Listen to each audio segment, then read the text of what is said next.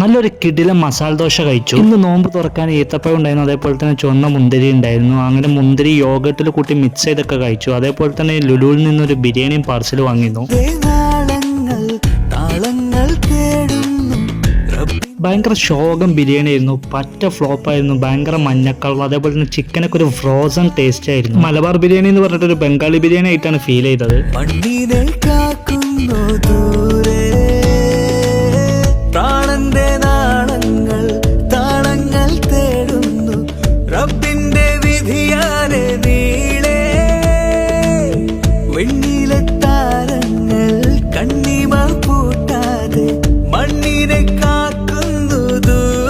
വൈകിട്ട് ഈ ഒരു സ്പോട്ടിൽ കയറിയിട്ട് നല്ലൊരു കിടിലൻ മസാല ദോശ കഴിച്ചു. മധുരൈ ഇഡ്ഡലി ഷോപ്പ് എന്നാണ് ഇതിന്റെ പേര്. ഭയങ്കര സെറ്റപ്പ് ആയിട്ട് നീറ്റ് ആയിട്ടുള്ള ഒരു ലൊക്കേഷനാണ്. അതേപോലെ തന്നെ ഇവർ ചട്നികളും ദോശയും ഒക്കെ നല്ല കിടിലൻ സെറ്റ് ആയിരുന്നു. അപ്പോൾ ബാക്കി വിശേഷം നാളെ.